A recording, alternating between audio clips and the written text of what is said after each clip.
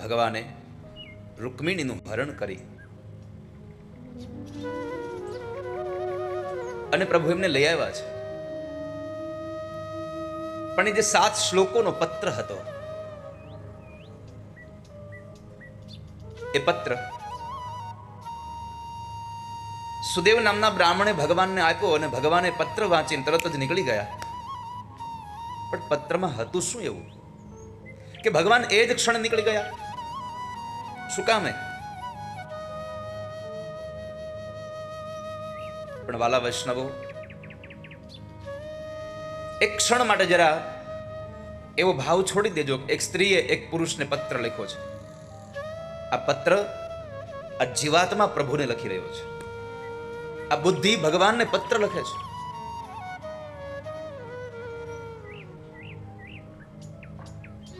આ જીવ પરમાત્માને સ્તુતિ કરે છે, પ્રાર્થના કરે છે.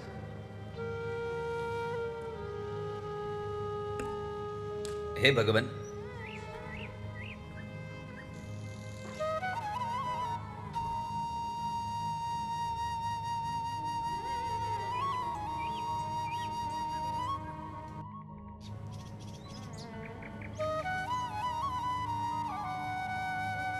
જ્યારે રૂકમિણીજી પત્ર લખવા બેઠા છે ત્યારે વિચારે છે કે સંબંધ તો મારા એક તરફી છે. હજી હું કૃષ્ણને મારા પતિ માનું છું.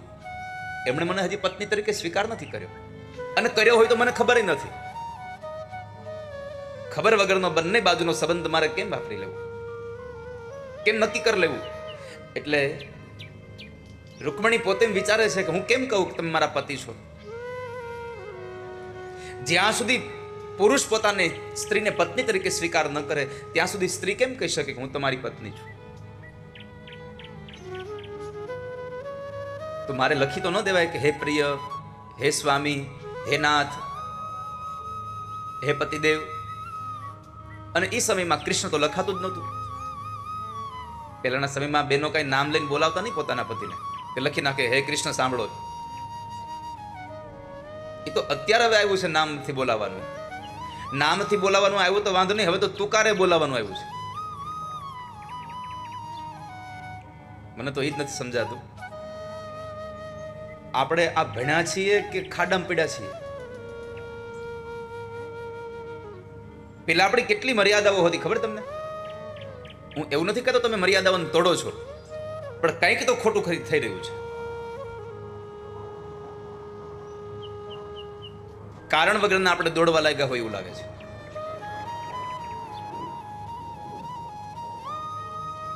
અને હું આવું કહું ને કે પતિને તુકારે ન કહેવું જોઈએ, તો ઘણા બધા બહેનો મને કહેતા એ તો તુકારો કરી તો પ્રેમ વધે. અરે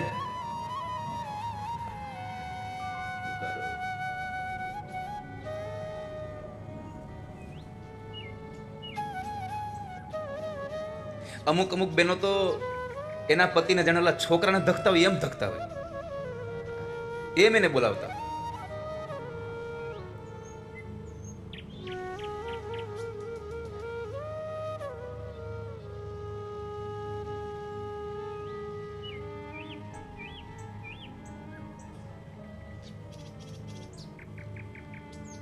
તો રૂકમિણીજી વિચાર કરે છે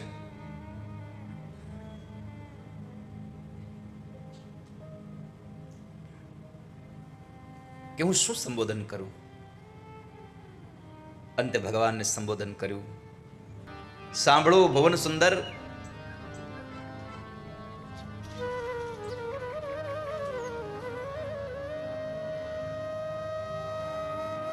મેં મારું ચિત્ત તમારામાં લગાડ્યું છે.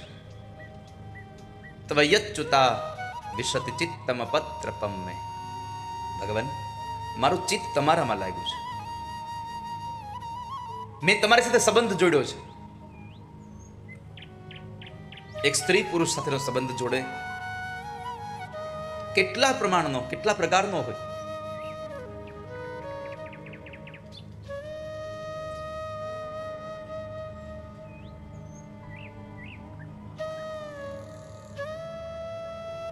તો ભગવાન સાથે સ્ત્રીનો સંબંધ શું? મેં તમારી સાથે સંબંધ જોડ્યો છે, એ પત્ની તરીકેનો સંબંધ જોડ્યો છે. મેં તમને મારા પતિ માન્યા છે.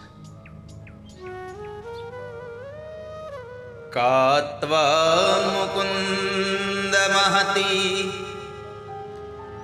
કુલશીલ રૂપ વિદ્યાવયો દ્રવિણધામભિરાત્મતુલ્યમ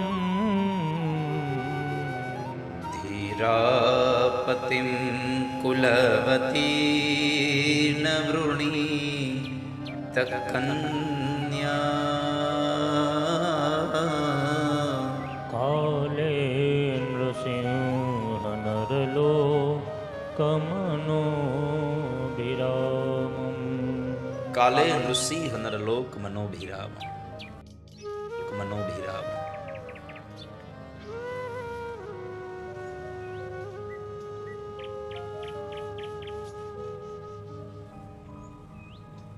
ભગવાન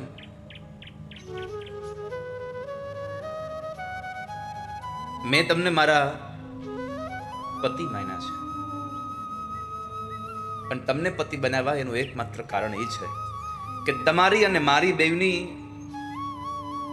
જોડી એટલા માટે જામે છે કે તમે દ્વારિકાના રાજા છો અને હું વિદર્ભ દેશના રાજા ભીષ્મકની દીકરી રાજકુંવરી રૂકમિણી છું. આપણા બેવનું સામર્થ્ય સરખું છે. આપણે બેવ સરખા લાગીએ છીએ.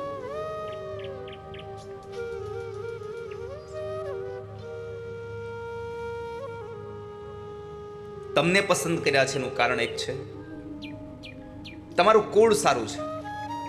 જો સાંભળજો, સમજજો હો. રૂકમિણીએ હજારો વર્ષ પહેલા આપણને ઉપદેશ કર્યો છે કે જ્યારે દીકરીનું તમે વ્યવિશાળ કરો ત્યારે સામેવાળામાં શું જોવું જોઈએ. અત્યારે તો દીકરીના લગ્નમાં એક જ વસ્તુ જોવામાં આવે છે, પૈસાવાળા છે એટલે પરણાવી દેવાય.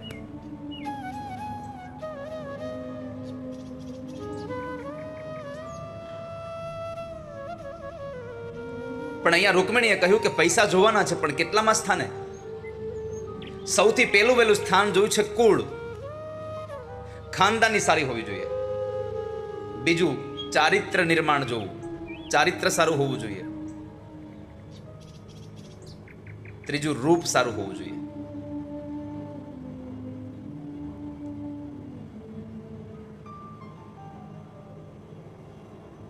નહીતર ઘણી વખત થતું હોય પૈસાના મોહમાં ગધેડાની ડોકે હીરો બાંધ્યો હોય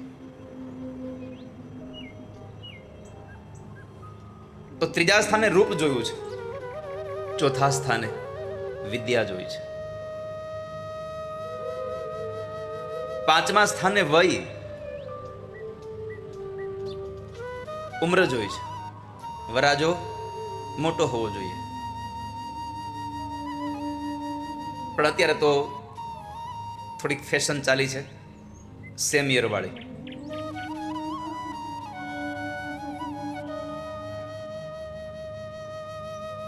ઘણા પુરુષો તો એમ હોતે કહેતા હોય કે સ્ત્રી આપણે લગ્નમાં આપણાથી સ્ત્રી 2 વર્ષ મોટી લઈ આવી. એટલે મેં એને પૂછ્યું, 2 વર્ષ મોટી શું કામ લાગી તારે? નકર નિયમ એવો છે કન્યા નાની હોવી જોઈએ, પુરુષ વરાજો મોટો હોવો જોઈએ. પણ તારે કન્યા કેમ મોટી લાવી છે? એ કઈ ખીજાય તો વડીલ જેવું લાગે ને એટલે કે ઉપાધિ નહીં.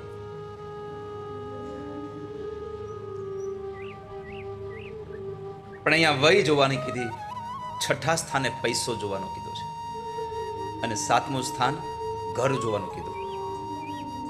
નહીં તો આપણે પેલું ઘર જોઈએ, બંગલો હારો છે. બંગલો હારો હોય એનો વાંધો નથી, પણ બંગલામાં બગલા રહેતા હોય તો ન્યા દીકરી પરણાવવા કરતા ઝૂંપડામાં રહેતા હંસ હારે દીકરી પરણાવાય, ત્યાં સુખી થાય.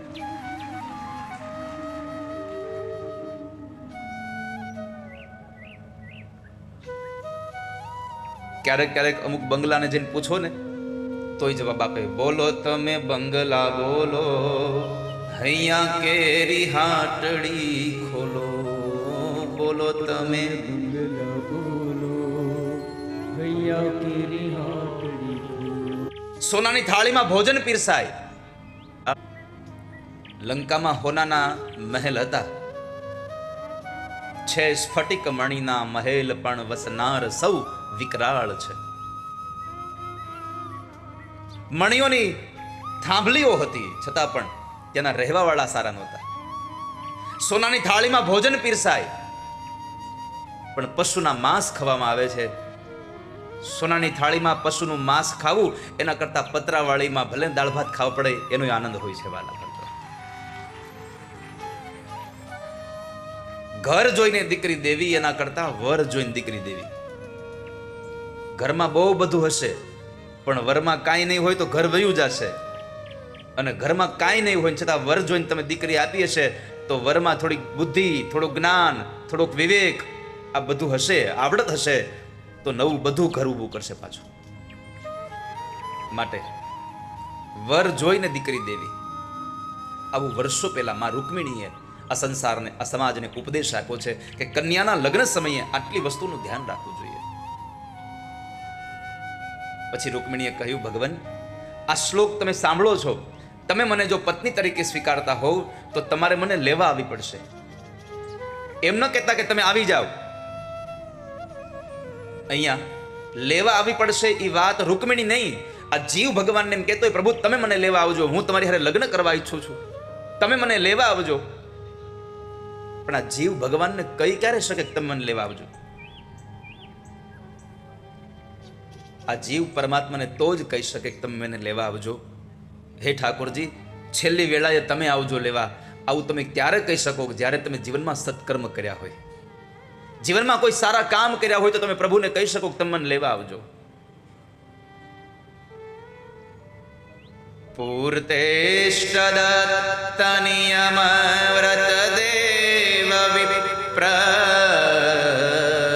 ગુરુવર્જનાદિભિર્લમ ભગવાન પરેશ આરાધિતો યદિ ગદાગ્રજયેત્ય પાણિમ ગૃહણાતુ મેન દમઘો શશુતદયોન્યે.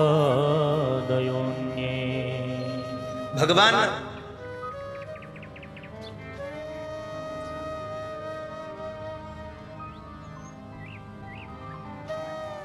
તમે સત્કર્મ કર્યું હોય, કેવા સત્કર્મ એની યાદી આપી છે અહીંયા.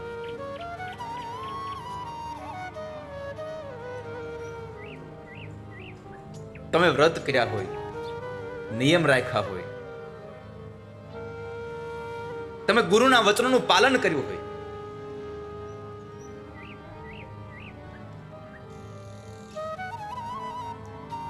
ભગવાનનું આરાધન કર્યું હોય.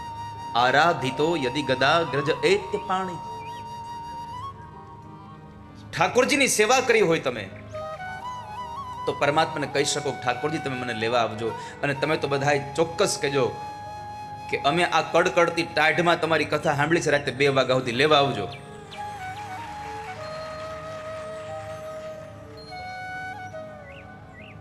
લેવા શું કામ ના આવે?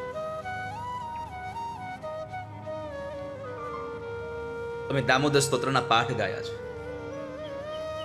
આપ લેવા આવજો. પૂર્તેષ્ટ દત્ત નિયમ વ્રત દેવ વિપ્ર.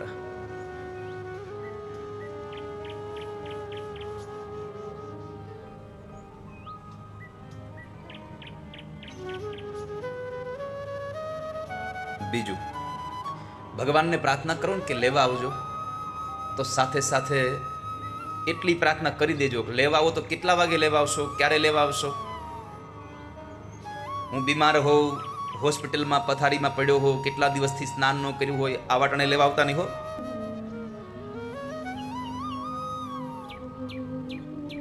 જ્યારે આવા 7 શ્લોકો લખી અને પત્ર લખ્યો, ત્યારે એ પત્રને સાંભળી અને ભગવાન રૂકમિણીનું હરણ કરવા ગયા. અહીંયા શિશુપાલ વર બની, વરાજો બની અને ઉતારે બેઠો હતો. આમ વરને તો આમ જાણે આમ ચારે બાજુથી પાણી માગે તો દૂધ આવતું હતું.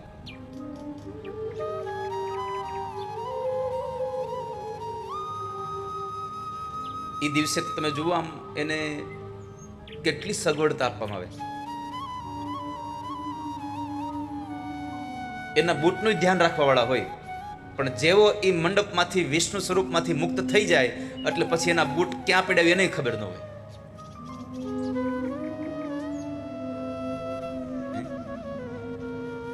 પછી વરને કોઈ બોલાવતું ન હોય. લગ્નમાં કેટલા વર હોય? લગ્નમાં કેટલા વર હોય? ગિરીશભાઈ કેટલા હોય વર? જયદેવ કેટલા હોય? 2 વર હોય. ક્યાં ક્યાં? એક વર અને એક અણવર. તો ડ્રાઈવર નો હોય. જાય ત્યારે 3 વર હોય. વર, અણવર અને ડ્રાઈવર. આવે ત્યારે વળી પાછો એક કરિયા વર વધે.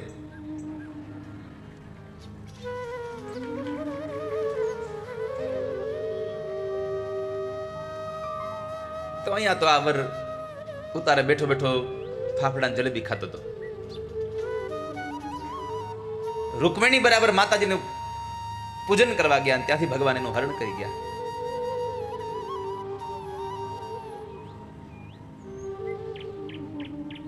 શિશુપાલની જાન ખાલી હાથે પાછી ગઈ.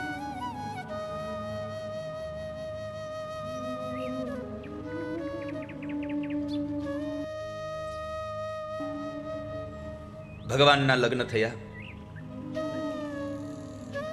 સંસાર પરમાત્માનો આગળ ચાલ્યો. એમાં પ્રભુના દાંપત્ય જીવનમાં એક દીકરાનું પ્રાગટ્ય થયું, ને એ હતા સ્વયં કામદેવના અંશાવતાર એવા પ્રદ્યુમ્ન મહારાજ.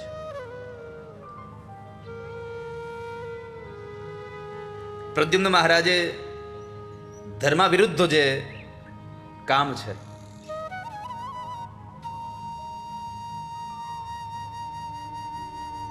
એ શંભરાસુરનો ઉદ્ધાર કર્યો. પછી પરમાત્માના અનેક લગ્નોની કથા છે. ભગવાનનું બીજું લગ્ન જાંબવાનની દીકરી જાંબવતી સાથે થયું. ત્રીજું લગ્ન સત્રાજીત યાદવની દીકરી સત્યભામા સાથે થયું. ચોથું લગ્ન પરમાત્માનું સૂર્યની દીકરી કાલિંદી સાથે થયું, જે કાલિંદી નદીના સ્વરૂપમાં પણ વહે છે. જેમ ગંગા, યમુના, સરસ્વતી, નર્મદા આ નદીઓ છે, એમ કાલિંદી પણ વહે છે. આપ સૌ ગંગામાં તો સ્નાન કરી આવ્યા હશો ને? કેટલા લોકો હરિદ્વાર જઈ આવ્યા છો? મોસ્ટ ઓફલી ગયા હશે.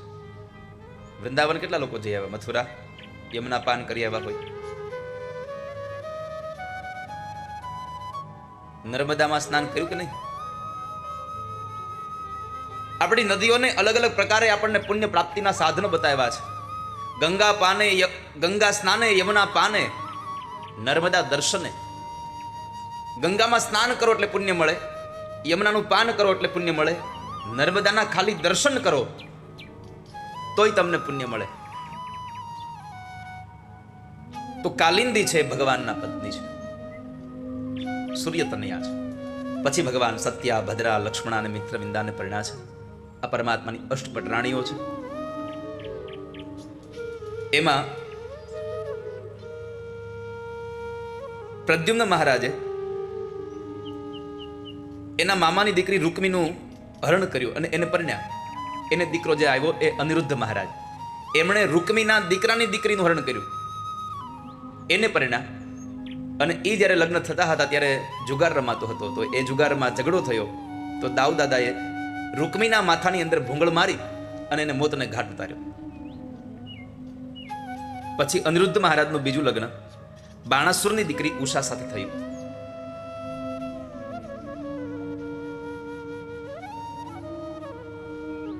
જેને બેનો ઓખા હરણની કથા તરીકે ઓળખી રહ્યા છે. ખરેખર એ ઉષા હરણની કથા છે. પછી ભગવાનના પત્ની જાંબવતીનો દીકરો સાંબ, એમણે દુર્યોધનની પુત્રી લક્ષ્મણા સાથે લગ્ન કર્યા.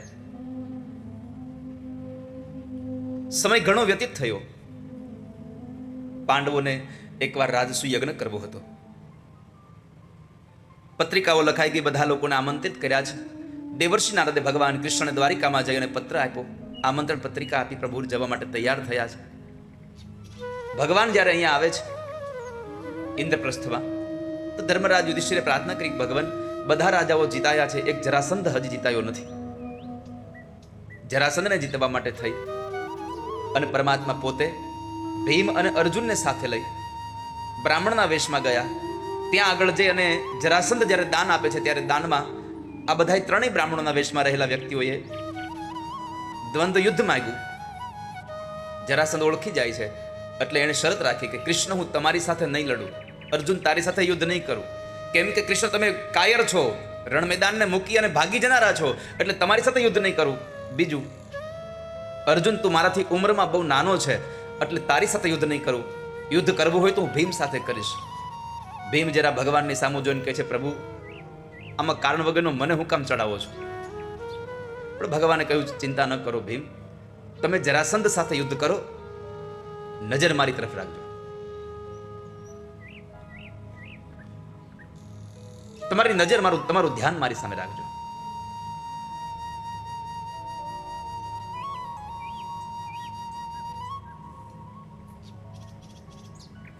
આ કથા મને તમને ઉપદેશ કરે છે. જરાસંધ એટલે વૃદ્ધાવસ્થા, જરા એટલે વૃદ્ધાવસ્થા છે, અને ભીમ એ જીવાત્મા છે. આ શરીરને જ્યારે વૃદ્ધાવસ્થા આવે ત્યારે નજર પરમાત્મા સામે રખાય, આ સંસારની મોહજાળમાં પછી નજર ન રખાય. તો પરમાત્મા સામે નજર રાખશો તો યાતના નહીં ભોગવવી પડે. એટલે પરમાત્માએ ઉપદેશ કર્યો, મારી સામે નજર રાખજો. અંતે પરમાત્માની ઈચ્છાથી ભીમસેનના હાથે જરાસંધનો ઉદ્ધાર થયો. અહીંયા યજ્ઞ ચાલવાનો તૈયારી થાય, પણ યજ્ઞના પૂર્વ ભાગમાં એક સભા ભરાણી અને એ સભામાં એક પ્રશ્ન આવીને ઉભો રહ્યો કે આટલો મોટો યજ્ઞ કરીએ છીએ પણ આમાં અગ્રપૂજા કોની કરશું? તો બહુ બધા દેવતાઓના નામ આવ્યા, સૂર્ય, ચંદ્ર, વરુણના. પણ એક યુવાને એમ કહ્યું કે આ યજ્ઞની અંદર અગ્રપૂજાને લાયક જો કોઈ હોય તો એ કેવળ દ્વારિકાવાળા કૃષ્ણ છે. બધાને આ ઉપદેશ, બધાને બહુ ગમ્યો આ પ્રસ્તાવ કે દ્વારિકાવાળાની આપણે પૂજા કરીએ. પણ કહેવાય છે ને કે જરૂરી નથી કે બધાને ગમે. તમે કોઈ કામ કરો એ કામ બધાને ગમશે જ એ જરૂરી નથી. કેમ કે આ દુનિયામાં તમે આગળ વધી જાઓ એ ઘણા નોય ગમતું હોય, તમારી વાહવા થાય એ ઘણા લોકો નોય ગમતું હોય. ભગવાન જેવા ભગવાનના સમયમાં જો વિરોધ કરનારા હતા અને એ પણ ખુદ ભગવાનનો વિરોધ કરનારા હતા, તો આપણા હારા કામની અંદર આપણો વિરોધ કરે એમાં કઈ નવાઈ છે? ભગવાનની અગ્રપૂજાની વાત થઈ તો શિશુપાલ ઉભો થઈ અને ભગવાનનો વિરોધ કરે છે. એ ગોવાળિયાની અગ્રપૂજા ન કરાય, એ ચોરની અગ્રપૂજા ન કરાય. આ કથા આપણને ઉપદેશ આપતો જાય છે કે ગમે તેવું કામ કરશો ત્યારે સમાજ તમારી અંદર 90% તમારી હારે હશે તો 10% તો એવા હશે જે તમારી સામે જ ઉભા હશે.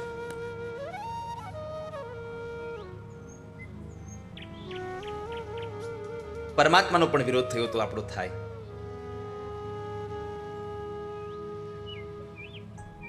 ભગવાને સાવધાન કર્યો, શિશુપાલ 100 અપરાધ માફ કરીશો, પછી નહીં કરું.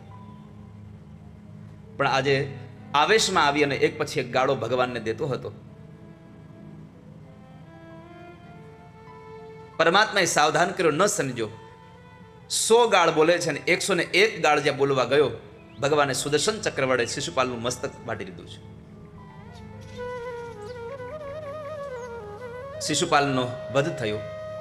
ભગવાને શ્રમનો મહિમા બતાવ્યો છે.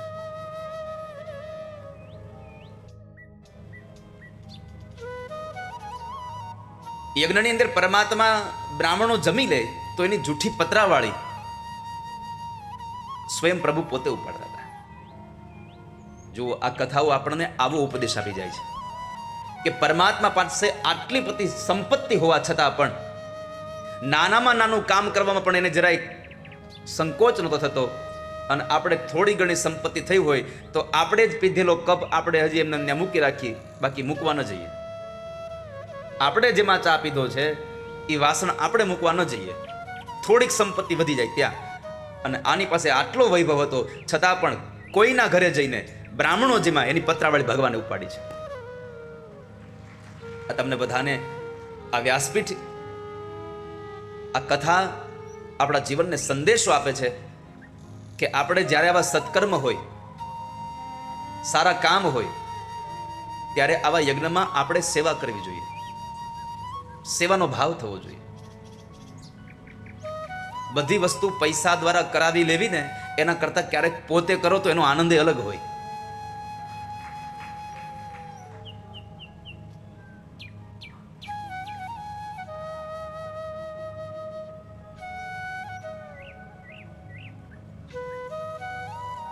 અમુક વસ્તુનો આનંદ આપણને અલગ મળે. હું આટલા દિવસ પધરામણીમાં હતો, આટલા દિવસ ઠાકોરજીને અહીંયા આવવાનું જવાનું, જેટલી ગાડીઓ મને લેવા મૂકવા આવતી હતી ને બધી ગાડી પાસે એક ડ્રાઈવર હશે, પરંતુ મને આનંદ એ વાતનો હતો કે જેટલી ગાડીઓ મને લેવા મૂકવા આવતી હતી એ ગાડીઓ ડ્રાઈવર નહોતા ચલાવતા, એ ગાડીઓ માલિક પોતે ચલાવતા હતા બધા. એ દિવસે મારી સાથે આવવા માટે બધા પોતે જ ચલાવવા ગાડી, કારણ કે અમુક જગ્યાએ ગાડી ચલાવવાનો આનંદ હોય આપણને.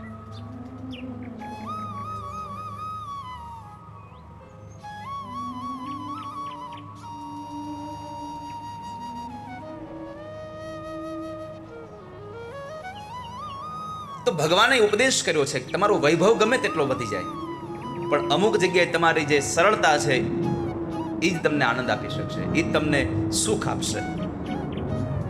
પરમાત્માએ પોતાના પત્નીઓને કહ્યું કે યજ્ઞમાં તમે સફાઈનું કામ કરો. ભગવાને સફાઈ કરાવડાવી છે પોતાના પત્નીઓ પાસે. રાજસુ યજ્ઞ પરમાત્માએ સંપન્ન કરાવ્યો અને પછી ભગવાનને ખબર પડી એટલે પ્રભુ દ્વારિકા આવ્યા. તો દ્વારિકાની અંદર શાલ્વએ ચઢાઈ કરી હતી. શિશુપાલના મૃત્યુના સમાચાર સાંભળી એને દ્વારિકા પર ચઢાઈ કરી. ભગવાને આવી પ્રદ્યુમ્ન મહારાજના હાથમાંથી યુદ્ધનો દોર પોતાના હાથમાં લઈ શાલ્વને ભગવાન મહાદેવજીએ આપેલા ક્ષોભ નામના વિમાનનો પરમાત્માએ નાશ કર્યો. શાલ્વનો પણ પરમાત્માએ નાશ કર્યો. પછી દંતવક્ર અને વિદુરથ હતા, એ પણ પોતાના મિત્રોની માટે થઈને લડવા માટે આવ્યા, તો પરમાત્માએ એનો પણ ઉદ્ધાર કર્યો. એટલે શિશુપાલ અને દંતવક્ર બે મરાયા.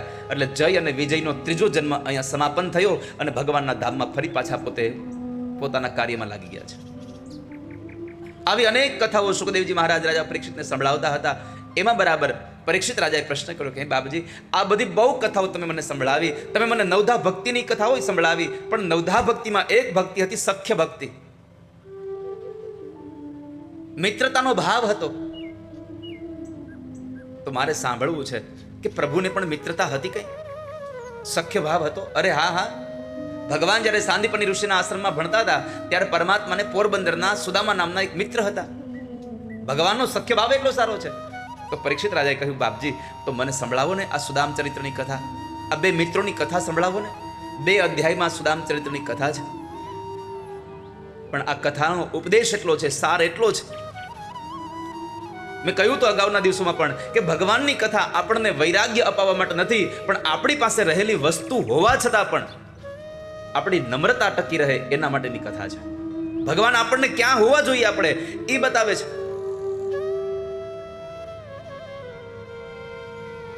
આપણી પાસે થોડીક સંપત્તિ થાય અને ગાડીના ડ્રાઈવરો ગાડી ચલાવવા લાગે, પછી ડ્રાઈવર રજા ઉપર હોય તો આપણે ગામત્રી ન જઈએ. કેમ? અરે હું ગાડી ચલાવીને ત્યાં જાઉં કેવું લાગે આપણું?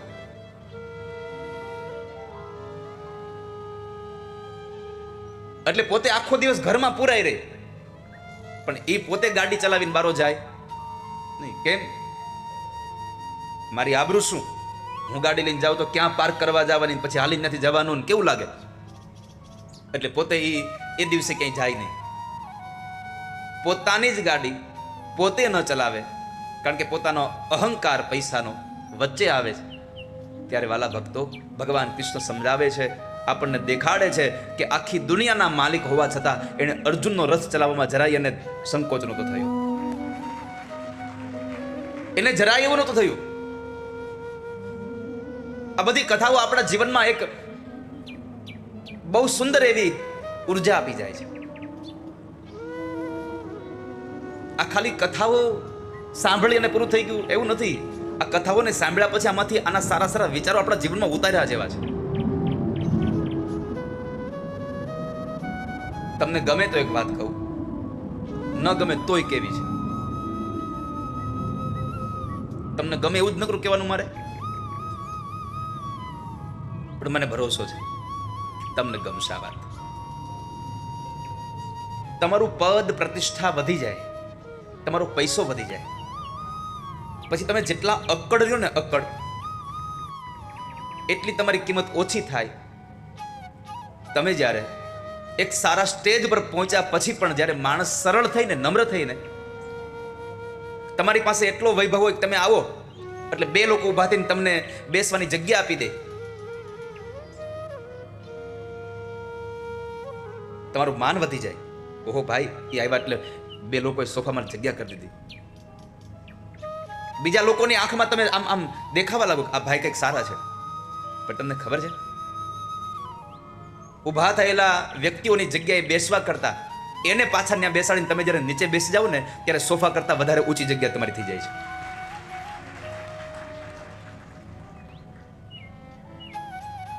જેટલી તમારામાં સરળતા હશે, જેટલી તમારામાં નમ્રતા હશે, એટલું જ તમારું સ્થાન ઊંચું જતું રહેશે.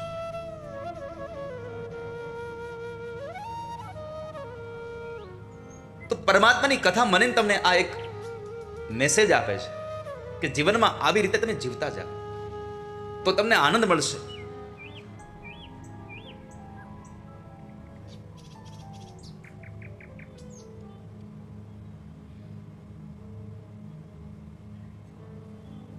ભગવાનની કથામાં સુદામ ચરિત્રની કથા કહે છે, બાપજી મને કથા સંભળાવો ને, મારા મિત્રોની કથા સાંભળવી છે. ત્યારે સાંભળો રાજા, પોરબંદરના સુદામા બ્રાહ્મણ હતા. સાંદીપની ઋષિના આશ્રમમાં ભગવાનની સાથે એ અભ્યાસ કરતા હતા.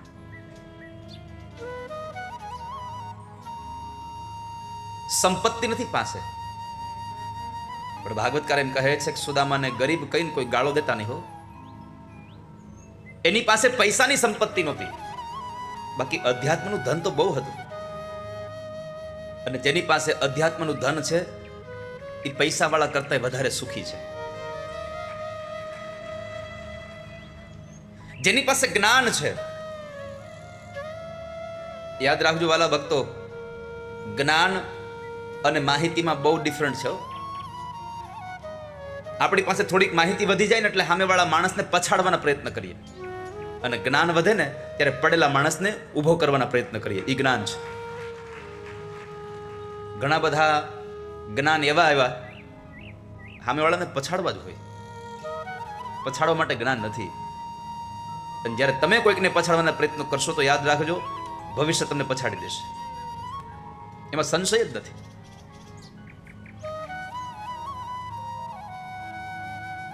તો કહ્યું સુદામાને કોઈ ગરીબ કહીને ગાળો ન દેશો. કૃષ્ણસ્યાસીત સખા કશ્ચિત બ્રાહ્મણો બ્રહ્મવિત્તમઃ વિરક્ત ઇન્દ્રિયાર્થેષુ પ્રશાંતાત્મા જીતેન્દ્રિયઃ. સુદામદેવ બ્રાહ્મણ ભગવાનના મિત્ર હતા. આપણે બધાએ કથા સાંભળી છે સુદામાની, એટલે હું વિશેષ સમય નહીં બગાડું તમારો, પણ મારે તમારીમાંથી સુદામાના કથામાંથી, આ બે મિત્રની કથામાંથી આપણા જીવનમાં જે ઉપયોગી મેસેજ છે એ જ મારે તમને દેવો છે.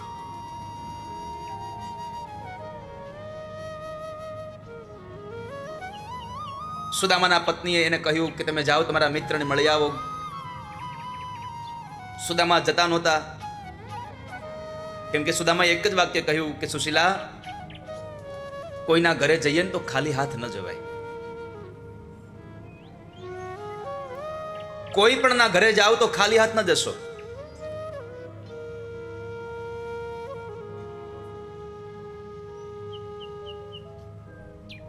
આપણે યથાચિત ભાવ સાથે કંઈક લઈને જાજો. એટલે સુદામાએ કહ્યું કે સુશીલા, ખાલી હાથ ન જવાય. તો સુશીલા પડોશમાંથી 4 મુઠ્ઠી પૌવા માગી લાવ્યા છે. જો અહીંયા સ્પષ્ટ લખ્યું 4 જ મુઠ્ઠી, ન 3 ન 5. આ 4 મુઠ્ઠી શું કામે? ધર્મ, અર્થ, કામ અને મોક્ષની પ્રાપ્તિ માટે 4 મુઠ્ઠી પૌવા ભગવાને અર્પણ કર્યા છે. 4 મુઠ્ઠી પૌવા લઈ અને સુદામદેવ બ્રાહ્મણ જ્યારે દ્વારિકા જાય છે, આપણે સાંભળ્યું છે કે સુદામા માર્ગમાં સૂઈ જાય છે. ગરુડજી મહારાજને દ્વારિકા પહોંચાડી દે છે, વૃક્ષ નીચે સુવાડી દે છે. અને સુદામા પછી જાગ્યા પછી ચાલતા થયા, પૂછતા પૂછતા ગયા દ્વારિકાના ભગવાનના મહેલ પાસે આવી. અને ઠાકોરજી જે જગ્યાએ બિરાજતા હતા એના દરવાજે દ્વારપાળો ઊભા હતા. ત્યાં આવીને સુદામાએ પ્રશ્ન કર્યો કે કૃષ્ણની હવેલી અહીંયા છે? દ્વારપાળના કાન ચમકાવો. અહીંયા બધા મહારાજ કૃષ્ણ કહે છે અને આ એમ કે છે કૃષ્ણની હવેલી અહીંયા છે. ભાગવતમાં નથી લખ્યું કે સુદામાને રોકવામાં આવ્યા હોય એવું, કારણ કે ભાગવતમાં સ્પષ્ટપણે લખ્યું છે કે ભગવાન દ્વારકાધીશને મળવા માટે બ્રાહ્મણો અને સ્ત્રીઓએ કોઈની પરવાનગી લેવી પડતી નહોતી. ગમે ત્યારે મળી શકતા હતા ભગવાનને. પણ અહીંયા એક આનંદદાયક કથા રોચક બને એટલા માટે દ્વારપાળો એને રોકે છે. સુદામાએ અંદર જવાની જ્યારે હઠ કરી, દ્વારપાળ કહે છે કે તમારે અનાજ જોતું તો અનાજ આપી દઈએ, ધન જોતું તો ધન આપી દઈએ, વસ્ત્ર જોતા તો વસ્ત્ર આપી દઈએ. પણ સુદામાએ એક જ જીદ રાખી કે મારે કાંઈ જોતું નથી, હું કૃષ્ણને મળવા આવ્યો છું, કૃષ્ણ મારો મિત્ર છે, હું કનૈયાનો મિત્ર છું. દ્વારપાળ હસે છે કે અમારા મહારાજને ક્યાં મિત્રોની તાણ છે, તમારા જેવા મિત્ર કરવા પડે? તમારા જેવા મિત્રની જરૂર શું છે અમારા મહારાજને?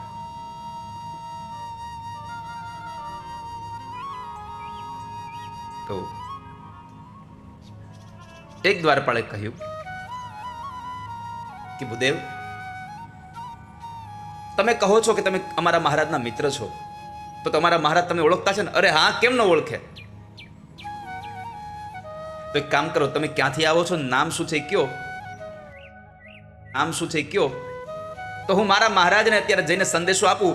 જોઈ એમ કે છે કે અંદર આવવા દો તો હું તમને અંદર જવા દઈશ, નકર અંદર નહીં જવા દો. કઈ વાંધો નહીં, જાવ ને ભાઈ, એને જઈને કહો ને હું પોરબંદરથી આવું છું, એનો મિત્ર છું ને મારું નામ સુદામો છે. આપ અહીં ઉભા રહો. ભગવાન મધ્યાંતરે ભોજન કરી ઝૂલા ઉપર બેઠા બેઠા હિંચકતા હતા અને રૂકમણી પાનનું બીડું ભગવાનને આપતા હતા. આવા સમયે દ્વારપાળે આવીને કીધું, પ્રભુ દરવાજે એક ભૂદેવ આવ્યા છે, દુબળું પાતળું શરીર છે, ઘણા સમયથી ભોજન નહીં કર્યું હોય, અંગ ઉપર પૂરા કપડાં નથી. ભગવાને કીધું એને કપડાં આપી દો, એને જેટલું ધન જોતું આપી દો, મને એમાં પૂછવા શું આવ્યા? અરે પ્રભુ સાંભળું તો ખરા, અમે એને બધી જ વસ્તુ આપવાની વાત કરી, પણ એ કાંઈ પણ વસ્તુ લેવાની ના પાડે છે. એ એમ જ કહે છે કે મારે કૃષ્ણને મળવું છે, મારે કૃષ્ણને મળવું છે, હું કૃષ્ણનો મિત્ર છું. ભગવાનના કાન છે કે મારો મિત્ર? હા, તમારા મિત્ર કહે છે. એ એમ કેવડાવે છે કે હું પોરબંદરથી આવું છું અને મારું નામ સુદામો છે. જે ભગવાને સુદામો શબ્દ સાંભળ્યા, પરમાત્મા એકદમ દોડતા થઈ ગયા છે, ઝૂલા ઉપરથી ઉતરીને દોડતા ગયા, મારો સુદામો આવ્યો, મારો સુદામો આવ્યો, મારો બાળપણનો મિત્ર આવ્યો છે. ભગવાન દોડતા દોડતા ગયા. એટલું નહીં વાલા ભક્તો, પરમાત્માએ પોતાના મિત્રના સમાચાર સાંભળી પગમાં ચાખડીઓ પણ ન પહેરી અને 56 સીડી જ્યારે ભગવાન ઉતરતા હતા ત્યારે ભગવાનનું ઉતરીય પડી ગયું. પરમાત્મા ઉતરીય લેવાય નથી ઉભા રહ્યા. અષ્ટપટરાણીઓ ઝરૂખામાંથી જોયો કે આવો મિત્ર કોઈ દી જોયો જ નથી હજી સુધીમાં. ભગવાન દરવાજા ઉપર જઈ સુદામાને બાથ ભીડી અને પરમાત્મા ગોળ ગોળ ઘુમાવે છે ને ભગવાનને જોઈ સુદામાની આંખો ભરાઈ ગઈ છો.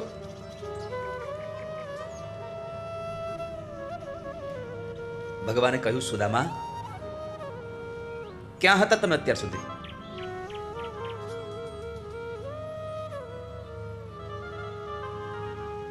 તમને યાદ ના આવી મારી? સુદામા કાંઈ નથી બોલતા હો, ચૂપ રહ્યા. પ્રભુ સામે જોઈને બસ આંખોમાંથી હરખના અશ્રુ આવે છે.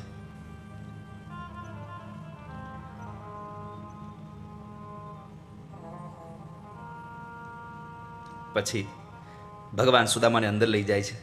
હવે સાંભળજો વાલા ભક્તો હો, ભગવાન સુદામાને અંદર લઈ જાય છે, પોતાના પલંગ ઉપર બેસાડી અને ઠાકોરજી પોતે સુદામાના પગ ધોવે છે. અહીંયા એક બ્રાહ્મણની પૂજા થાય છે, આ ભાવ તો છે જ, કારણ કે બ્રાહ્મણ સદૈવ પૂજનીય છે.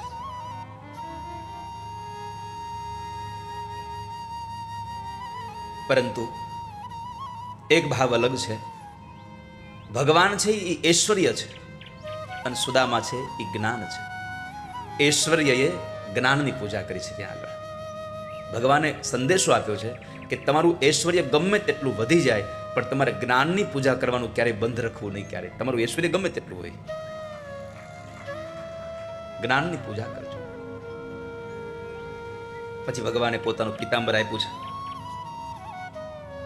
પોતડી કઢાવી નાખી, સુદામાને ભોજન કરાવ્યું. ભોજન કરાવ્યા પછી પરમાત્માએ જે ઝૂલા ઉપર ભગવાન બેસતા હતા એ ઝૂલા ઉપર ભગવાને સુદામાને બેસાડ્યા છે. જુઓ, ભગવાને આ કથા સાથે એક ઉપદેશ આપ્યો છો કે બાળપણનો મિત્ર આવે એ ગરીબ રહી ગયો હોય ને આપણે બહુ જ તવંગર થઈ ગયા હોય, ખૂબ ધનવાન થઈ ગયા હોઈએ, અને જ્યારે વર્ષો પછી આપણો મિત્ર મળવા આવે તો એની સાથેનો વ્યવહાર કેવો હોવો જોઈએ એ ઉપદેશ અહીંયા કથામાં બતાવ્યો ભગવાને. તમે તમારી જાતને પૂછો કે તમારો બાળપણનો મિત્ર આવે એ ગરીબ રહી ગયો હોય, તમે ખૂબ ધનવાન થઈ ગયા હોય, તમારી ઓફિસમાં આવે, બેસાડો ક્યાં? કાં તો સામે બેસાડો, કાં બાજુમાં ખુરશી નાખીને બેસાડો. ભગવાને પોતાની જગ્યાએ સુદામાને બેહાડ્યા. સુદામા, તમે અહીંયા બેસી જાઓ. આટલી નમ્રતા ભગવાન દર્શાવે છે આ કથામાં, આટલો વિવેક, આટલી સરળતા. બંને જણા વાતો કરતા હતા. એમાં ભગવાને પ્રશ્ન પૂછ્યા હતા, સુદામા તે લગ્ન કર્યા કે નહીં? એટલે સુદામાએ કહ્યું, મેં લગ્ન કર્યા, મારા પત્નીનું નામ સુશીલા છે, મારે બાળકો છે. શું કરે? એ બધા આનંદ કરે. એમ ન કીધું મારા દીકરાઓ 3 દિવસથી ભૂખા ટળવળે છે. કેમ? કારણ કે સુદામાને એક વ્રત હતું, કોઈની પાસે માગું નહીં ક્યારે. 2 હાથવાળા પાસે તો નહીં, 1000 હાથવાળા પાસે પણ ક્યારે માગું જ નહીં. આવું વ્રત લઈને સુદામદેવ બ્રાહ્મણ બેઠા હતા. પછી સુદામાએ ભગવાનને કીધું, પ્રભુ, તમે બધું મને પૂછા કરો છો, તો તમે તો કહો તમે લગ્ન કર્યા કે નહીં? ભગવાન કહે, અરે હા હા સુદામા, મેં લગ્ન કર્યા. તમારા ઘરવાળા ક્યાં છે? ભગવાન કે, આ ઉભા. સુદામા કહે છે, આ તો 8 છે. ભગવાન કહે છે, હા હા સુદામા, આ મારી અષ્ટપટરાણીઓ છે. અષ્ટધા પ્રકૃતિ એ ભગવાનની પટરાણીઓ છે. સુદામા મનમાં બોલ્યા છે, તમે તો આ બધાનું પૂરું કરી શકો, હું તો એકનું નથી પૂરું કરી શકતો.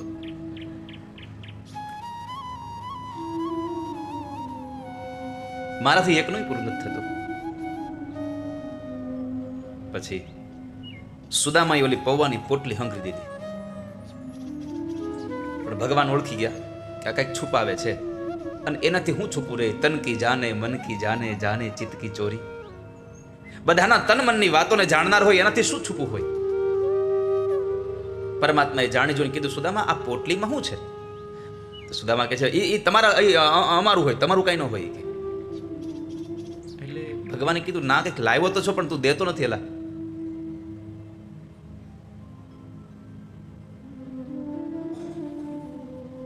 ભગવાને 3 વખત પોટલી માગી, સુદામાએ ન આપી.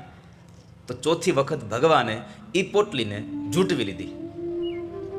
જુઓ, આ ઉપદેશ એવો છે કે સંસારમાં પરમાત્મા આપણને વૈભવ આપે છે, પણ વૈભવ આપ્યા પછી ભગવાન જ્યારે આપણા સમાજની અંદર, આપણા નજીકમાં આવા સત્કર્મ કરતા હોય, એવા સત્કર્મમાં જો આપણે નહીં જોડાઈએ તો ભગવાનને પૈસો આપતા આવડે છે અને ઘડીના 6ઠા ભાગમાં લઈ લેતા આવડે છે. યાદ રાખો, આવા મોટા મોટા માંડવાઓ જ્યારે બંધાતા હોય છે સમાજના હિતમાં, ત્યારે પરમાત્મા સમાજના ધનવાન લોકોને કહે છે, તમને આપેલી ધન, તમને આપેલી સંપત્તિ હવે આવા સદમાર્ગમાં વાપરો. તમે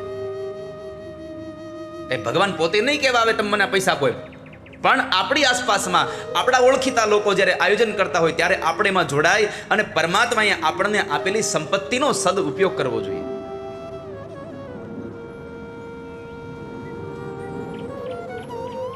યોગ્ય જગ્યાએ આપણું યોગ્ય નાણું વપરાવવું જોઈએ.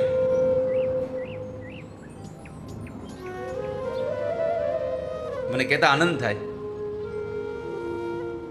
જ્યારે કોરોના કાળ હતો, નહીં તો લોકોની ઈચ્છા શું હોય, કથા અમારી ઘરે થાય.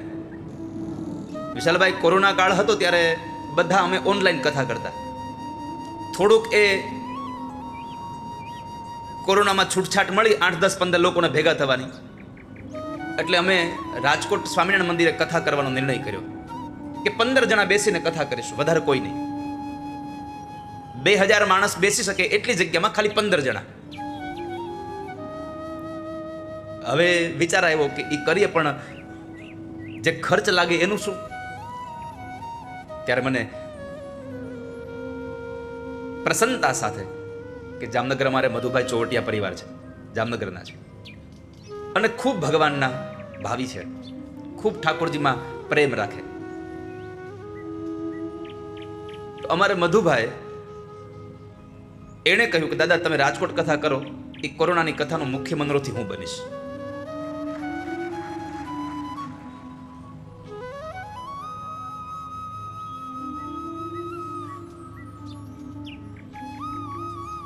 તો માણસ પોતાને મળેલી સંપત્તિ સારા માર્ગે ગમે ત્યાં વાપરે. નહીં તો રાજકોટ જે કથા કરી એ કથા અહીંયા 15 જણા માટે હોલ તો મળી જતો હતો, પણ છતાં પણ એ રાજકોટ માટે થઈને મુખ્ય મનોરથી બન્યા. એને એવો આગ્રહ ન કર્યો કે તમે જામનગરમાં કથા કરો તો હું મુખ્ય મનોરથી બનું.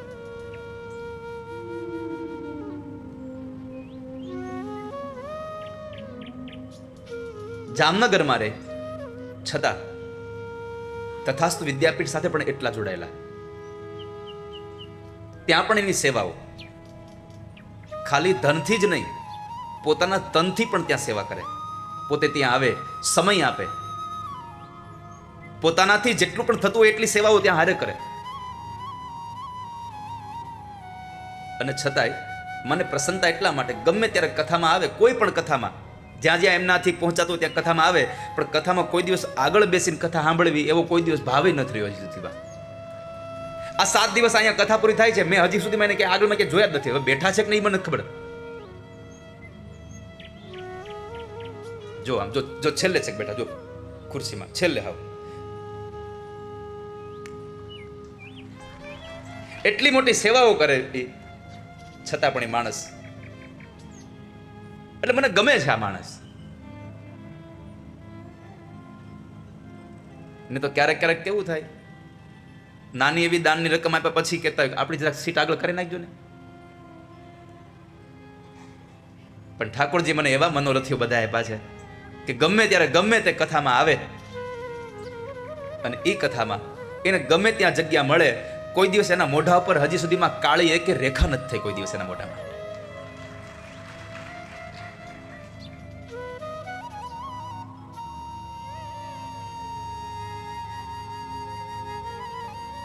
તો ભગવાન એ કથા આપણને ભગવાન એ બતાવે છે કે તમને આપેલી સંપત્તિ સારા માર્ગમાં વપરાય પાછી. નહીં તો ભગવાનને જૂટવી લેતા આવડે છે. ભગવાને પૌવાની પોટલી લઈ લીધી અને પછી પરમાત્માએ પોટલી ખોલી તો એમાંથી પૌવા નીકળ્યા. 3 ઘટનાઓ ઘટી. એક, અષ્ટપટરાણીઓ જોઈને બોલ્યા, લ્યો આ તો પૌવા છે ખાલી. શરમને લઈ અને સુદામદેવ બ્રાહ્મણ નીચે જોઈ જાય છે અને ભગવાનની આંખો પાણીથી ભરાઈ જાય છે. સુદામાની ગરીબાઈ જોઈને નહીં, પૌવા જોયા તો માં યશોદા યાદ આવી ગયા કે શરદ પૂર્ણિમાની રાત્રે માં દૂધમાં સાકર ઘોળી અને ચંદ્રમાના તેજથી પૌવા તપાવે ને પછી માં ખવડાવતી હતી. ભગવાને એક પ્રશ્ન કર્યો, એલા સુદામા, આ તને હજી એલા એકલા ખાવાની ટેવ નથી ગઈ? તને યાદ છે આપણે બે ભણતા હતા ત્યારે તું મારા ભાગના દાળિયા ખાઈ ગયો તો? સુદામાએ કહ્યું, હા કૃષ્ણ, મને યાદ છે. જુઓ, ભગવાન આટલા બધા કારોબારમાં, આટલો બધો માથે ભાર, છતાંય સુદામા સાથે કેટલા આમ એકદમ સરળ થઈને રહી છે. એનો મિત્ર છે, એની હારે ભગવાન કેટલો આનંદ કરે છે. ભગવાન એ પણ આ કથામાં બતાવે છે કે જીવનમાં ગમે તેટલો કાર્યનો ભાર હોય પણ એક મિત્ર એવો રાખજો કે તમારા બધાય ભારને હળવા કરી શકે. જીવનમાં એક મિત્ર એવો રાખો જે આપણને હળવા કરી શકે. એવો મિત્ર ન રાખો જેની હારે રહેવાથી આપણે હલકા થઈ જાય. જીવનમાં હળવા કરે એવા મિત્ર રખાય, હલકા કરે એવા મિત્રની જરૂર નથી. હળવામાં ને હલકામાં બહુ ફેર છે. હળવું થવું, હલકું ન થવું કોઈ દિવસ.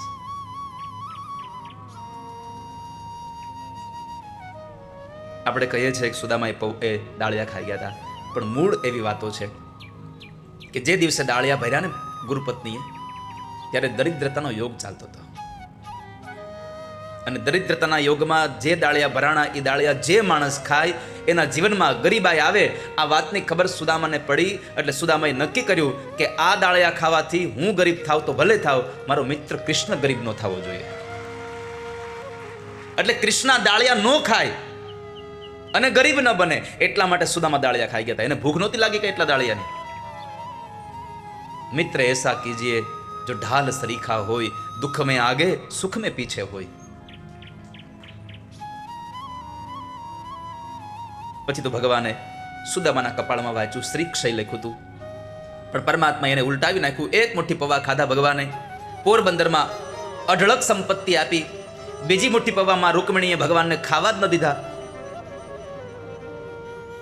રૂકમણીએ કીધું, ભગવાન તમે એકલા એકલા પ્રસાદ લઈ લો એમ ન ચાલે, આ બ્રાહ્મણના ઘરનો પ્રસાદ છે, અમને લેવા દો. બ્રાહ્મણના ઘરનો પ્રસાદ અમે લેશું તો અમારા પાપ બળીને ભસ્મ થઈ જશે. તમને બધાને પણ કહું છું કે બ્રાહ્મણના ઘરે વર્ષમાં એકાદી વખત જમજો. તો કેવો બ્રાહ્મણ જમાડે તો થાય ને. હે બ્રાહ્મણ જમવાનું કે તો થાય ને અમને. અમારે સામે થોડું કેવા અમારે તમારી ઘરે જમવાનું છે? હે અતુલભાઈ, સામેથી કહેવાય કઈ?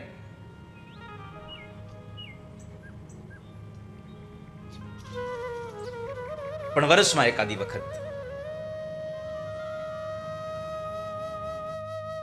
મંતવ્યો આપે છે. ભગવાને આંખ બંધ કરી સૌપ્રથમ ઝેરપાન કર્યું છે, વિષપાન કર્યું. અહો બકીયમ સ્તન કાલકૂટમ જિઘામ સયા પાયયદપ્ય સાધવી લેભે ગતિમ ધ્યાતૃચિતામ તતોન્યમ કંવા દયાલુ શરણમ વ્રજે. ભગવાનને વિષપાન કરાયું. ત્યારબાદ એની અંદર દૂધ તો હતું નહીં, કારણ પ્રેમ ન હોય, ભાવ ન હોય ત્યાં સુધી ક્યારેય દૂધ ન બને. એટલે ભાવ તો હતો નહીં કૃષ્ણ પ્રત્યે, એટલે દૂધ ન બન્યું. પછી ભગવાન એના પ્રાણ ખેંચવાનું ચાલુ કર્યું. અને જ્યારે પ્રાણ ખેંચવાની શરૂઆત થઈ એટલે પુતનાનું આખું શરીર જ્યારે ખેંચાવા લાગ્યું અને યાતનાઓ મંડી ભોગવા, એ સમયે પૂતના પોતાના મૂળ રૂપમાં આવી અને આકાશ માર્ગમાં ઉડે છે. અને આકાશમાં ઉડતા ઉડતા કહે છે, છોડી દે, છોડી દે, છોડી દે મને. એ સમયે એક પ્રસંગ બહુ સરસ બન્યો છે. પૂતના ભગવાનને એમ કહે છે, મને છોડી દે, મને છોડી દે. અને ભગવાન એમ કહે છે, પૂતના હું તારી પાસે નથી આવ્યો, તું મારી પાસે આવી છો. અને મારા જિંદગીનો એક જ નિર્ણય છે કે હું જિંદગીમાં પકડું નહીં, અને જેને પકડું એને જિંદગીભર કોઈ દી છોડું નહીં. એટલે હવે મેં તને પકડી, હવે ન છોડી શકું. ભગવાન પકડે નહીં, અને પકડે પછી જિંદગીમાં છોડે નહીં. જેટલા જીવાત્માઓ ભગવાનની ઓર જાય ને, એ બધા જીવાત્માનો ભગવાન ઉદ્ધાર કરી દે છે સાહેબ. એને ભગવાન ડૂબવા ન દે. આ સંસારની આ ભવસાગરમાં ડૂબવા ન દે. આ ભવસાગરમાંથી એ નાવને કિનારે લઈ આવે છે. ગોકુળનો એક પ્રસંગ છે, વ્રજ વૃંદાવનનો યમુનાના કિનારાનો પ્રસંગ છે. માં યશોદા લાલાને લઈ અને એક વખતના સમયે યમુનાના કિનારે ગયા. અને યમુનાના કિનારે માં બેઠા બેઠા પડિયાની અંદર એક વાટ મૂકી રૂની, અને એમાં દીવો પ્રગટાવી અને એ પડિયો યમુનાના જળની અંદર વહેતો કરે છે.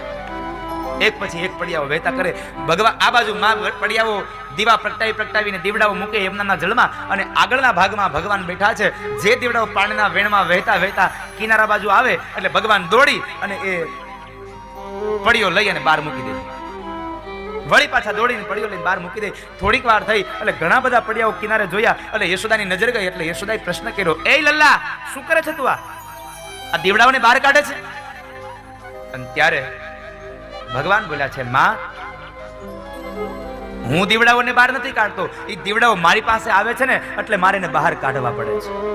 જે દીવડાઓ ભગવાન પાસે ગયા ને, એને ભગવાને પકડી અને કિનારે મૂક્યા. ભગવાન કહે છે કે જે જીવડો મારી પાસે આવે એને હું આ ભવસાગરમાં કેમ ડૂબવા દઉં? એને ન ડૂબવા દઉં ક્યારે.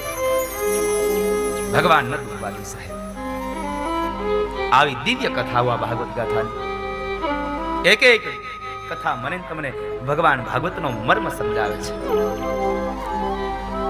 એટલે ભગવાને પૂતનાને કીધું, પૂતના, હું તારી પાસે નથી આવ્યો, તું મારી પાસે આવી છો, અને મારી જિંદગીનો એક જ ઉસૂલ છે કે હું જિંદગીભર કોઈને પકડું નહીં, અને પકડું પછી જિંદગીભર કોઈ દી કોઈને છોડું નહીં. ભગવાન હાથ પકડે નહીં, અને હાથ પકડ્યા પછી જિંદગીમાં કોઈ છોડે નહીં.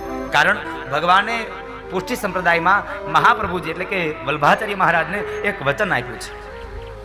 એણે એક વચન આપ્યું છે કે જ્યારે વલ્ભાચાર્ય મહારાજે રામાનંદ પંડિત હતા, એ રામાનંદ પંડિતે વૈષ્ણવોને ચોર કીધા. કઈ બાબતમાં? તો કહે છે કે વલ્ભાચાર્ય મહારાજ ત્યાં ઉભા છે, રામાનંદ પંડિત છે, અને રામાનંદ પંડિતના પત્ની છે. એટલે રામાનંદ પંડિતે એના પત્નીને એમ કહ્યું કે સાંભળ્યું, જલ્દી જઈ અને આ ગાયોનું છાણ લઈ લ્યો, નહીતર હમણાં વૈષ્ણવ આવશે ને એ છાણને ચોરી જાહે. એટલે વૈષ્ણવોને ચોર કીધા ને એટલે વલ્ભાચાર્ય મહારાજને ન ગમ્યું, એને રામાનંદ પંડિતનો ત્યાગ કરી દીધો છે. પણ એમાં બરાબર એક વખતના સમયે રામાનંદ પંડિતને ભૂખ લાગી અને બજારમાં નીકળ્યા છે. તો બજારમાં એક જગ્યાએ એક હાટડી છે, અને એ હાટડીમાં એ માણસ સરસ મજાની એક જલેબી બનાવે છે. એટલે એમ થયું હાલના જલેબી ખાઈ લો. એટલે રામાનંદ પંડિત જલેબી લેવા ગયા, અને જલેબી લઈ અને સીધું જ એને એ ત્રાજુ ઊંચું કર્યું, કીધું, હે ભગવાન, તમે આરોગી લ્યો પછી હું આરોગું. અને વૈષ્ણવ સંપ્રદાય એમ કહે છે કે ભગવાનને અર્પણ કર્યા વગર કોઈ વસ્તુ ક્યારેય સ્વીકારવી નહીં સાહેબ. ભગવાનને અર્પણ કર્યા વગર કોઈ વસ્તુનો સ્વીકાર ન કરવો.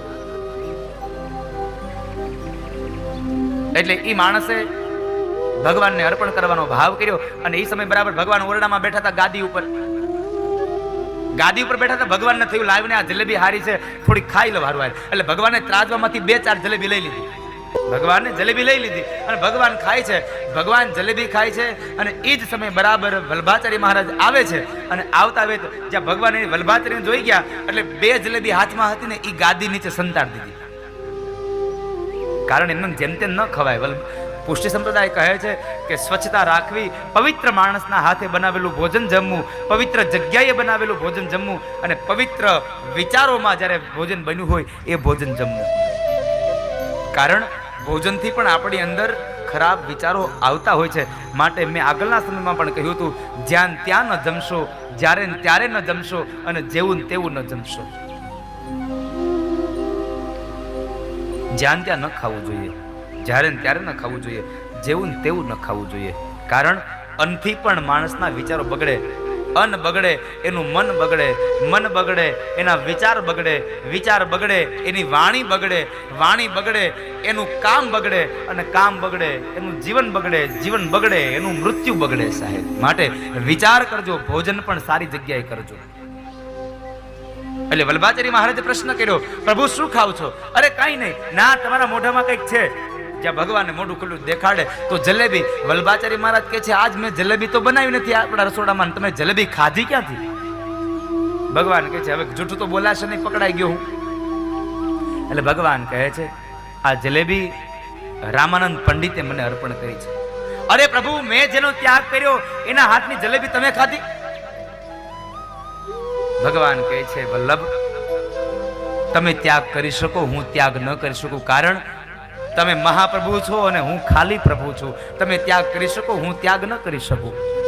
હું એકવાર જેને પકડું ને એને જિંદગીભર ન છોડું. કારણ યાદ કરો, મેં તમને શ્રાવણ મહિનાની પવિત્ર એકાદશીના દિવસે મેં તમને એક વચન આપ્યું છે કે જે માણસ આ જગતમાં બ્રહ્મ સમન લેશે, જે માણસ મારી નજીક આવશે, મારા ચરણમાં આવશે, એ માણસને હું એકવાર પકડીશ, પછી જિંદગીભર કોઈ છોડી ન શકું. મેં તમને વચન આપ્યું છે તો વચનને હું કેમ તોડી શકું? માટે હું રામાનંદ પંડિતને ન છોડી શકું. માટે ભગવાને પૂતનાને કીધું, પૂતના, હું એકવાર પકડું ને પછી જિંદગીભર કોઈ છોડી ન શકું. ભગવાન ન છોડી શકે માણસને, આ જીવાત્માને ન છોડી શકે. પણ મુશ્કેલી ન્યા છે, આ માણસ ભગવાનને કોઈ નથી પકડતો. આ પકડે કેટલી વાર દુઃખ આવે એટલી વાર, સુખ આવે એટલે હતા ત્યાં ત્યાં ભગવાન તમે તમારી જગ્યાએ, હું મારી જગ્યાએ.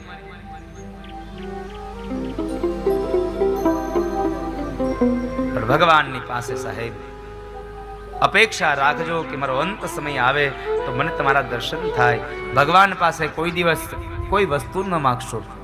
બની શકે તો નિર્ગુણા ભક્તિ કરજો. રાજસ, તમસ અને સત્વ આની જરૂર નથી. જિંદગીમાં કોઈ દી તામસ ભક્તિ ન કરવી. કારણ કદાચ હજી રાજસ અને સત્વ તમને ઈચ્છા થાય તો કરજો, મારી ના નથી, પણ તામસ ભક્તિ કોઈ દી ભગવાનની ન કરવી. કારણ તામસ ભક્તિનો પ્રકાર એક છે કે ભગવાન પાસે માગીએ પણ આપણે કોઈકનું અહિત કરવાનું માગીએ ને, એ તામસ ભક્તિ છે. કોઈ દિવસ જિંદગીમાં કોઈનું અહિત ન વિચારશો. કારણ એ કહેવત છે કે ખાડો ખોદે ને એ જ સૌથી પહેલા અંદર ઈ પડે છે. માટે અહિત વિચારે એનું અહિત થતું હોય, માટે કોઈ દિવસ જિંદગીમાં કોઈનું અહિત ન વિચારશો.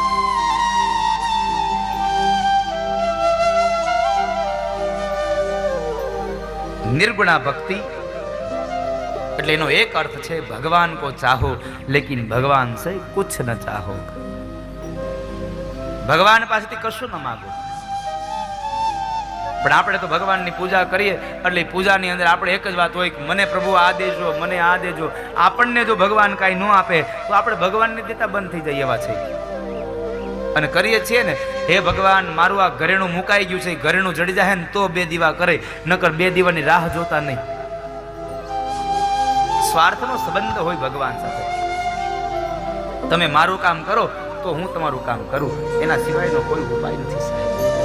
એટલા માટે કહેવું ગમે છે કે જિંદગીમાં કોઈ દિવસ કોઈ વસ્તુની અપેક્ષા રાખ્યા વગર ભગવાનની પૂજા કરજો. એટલે કવિને કહેવું ગમે છે, મન મેવા મળે કે ના મળે, મારે સેવા તમારી કરવી છે. એવા મળે કે ના મળે, મારે સેવા તમારી કરવી છે.